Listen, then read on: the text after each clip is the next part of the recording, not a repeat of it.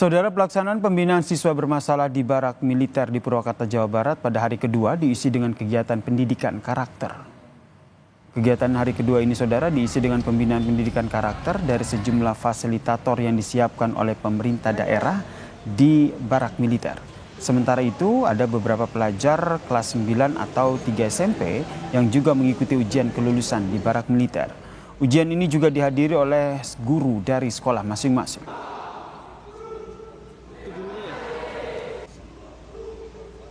Ada siswa kelas 3 yang hari ini diagendakan untuk mengikuti ujian juga, Pak. Itu didampingi sama guru dari sekolah masing-masing berarti? Semuanya. Jadi kita nggak berubah ini ya. Jadi hanya penambahan aja, penguatan pendidikan karakter. Jadi seperti biasa mereka sekolah. Kerja gurunya nyamperin sih. Jadi yang kelas 2 sesuai ini, yang kelas 3 sesuai dengan aktivitasnya masing-masing. Jadi materi pelajaran yang diberikan di sekolah dikasih materi pelajaran di sini. Tentunya oleh guru sekolah yang terdekat.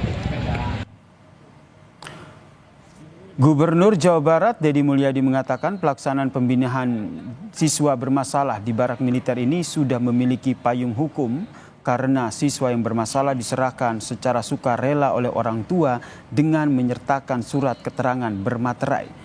Pemprov Jawa Barat pun sudah mengeluarkan surat edaran kepada sekolah-sekolah untuk sosialisasi program ini dan anggaran pembinaan pun berasal dari pemerintahan provinsi dan juga masing-masing kabupaten kota. Bicara payung hukum kan yang menyerahkan orang tuanya dalam bentuk surat keterangan bermaterai. Artinya bahwa pemerintah daerah, kemudian jajaran TNI Polri itu mengelola anak-anak, mendidik anak-anak yang dititipkan oleh orang tuanya. Itu juga sudah payung hukum. Sudah dari siapa? Ya sementara ini saya support, Bupati juga support dari biaya operasional mereka ya. Sementara itu, saudara, kritik terhadap program masuk Barak Militer bagi siswa bermasalah disuarakan oleh pengurus Yayasan Taman Siswa. Sekjen Taman Siswa, Kisaur Panjaitan menyebut didikan militer bagi pelajar tidak sesuai dengan pola pembelajaran yang diwariskan oleh Ki Hajar Dewantara. Metode pembelajaran yang tepat adalah dengan mengedepankan pendekatan kekeluargaan bagi para pelajar, termasuk untuk mereka yang digolongkan bermasalah.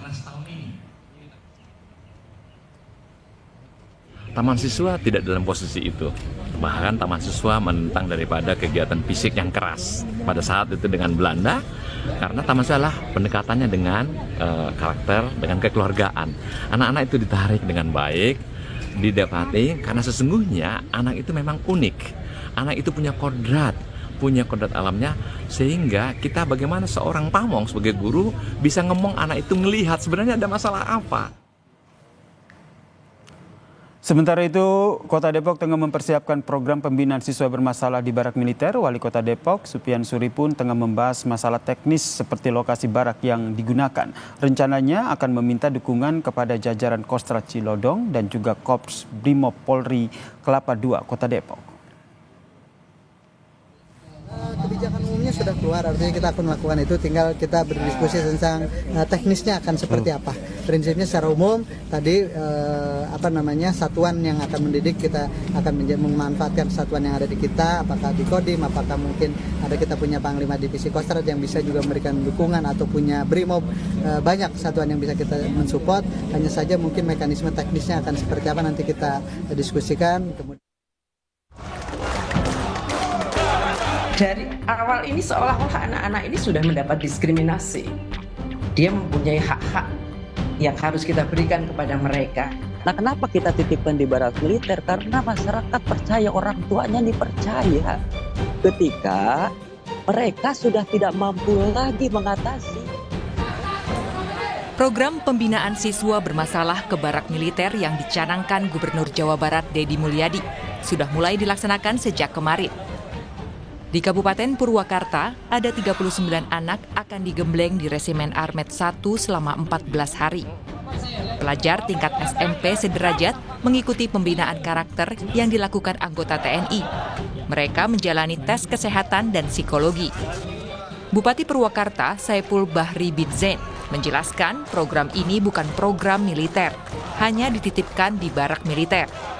Bupati Purwakarta memastikan tidak ada hak yang dilanggar. Ini kan bukan pendidikan militer, tapi kita titipkan di barak militer. Nah, kenapa kita titipkan di barak militer? Karena masyarakat percaya, orang tuanya dipercaya. Ketika mereka sudah tidak mampu lagi mengatasi. Coba ibu bayangkan, orang tua, para orang tua, ini dia sudah merasa tidak mampu lagi ketika dia menegur, kemudian anaknya melawan. Satu-satunya jalan mencari lembaga yang terpercaya menurut orang tua siswa itu, ini akan bisa mengatasi. Walaupun untuk dan mereka menyerahkan dengan sukarela. Sebagian menilai program besutan Gubernur Deddy Mulyadi ini dinilai tergesa-gesa karena belum ada kajian khusus. Anggota Komisi 10 DPR fraksi PDI Perjuangan, Mai Esti Wijayanti, bahkan mengusulkan agar program ini ditunda untuk dikaji terlebih dahulu karena ia menilai kebijakan ini membuat anak sekolah mendapat diskriminasi. Kenapa ya saya rasanya mau menangis begitu? Dari awal ini seolah-olah anak-anak ini sudah mendapat diskriminasi.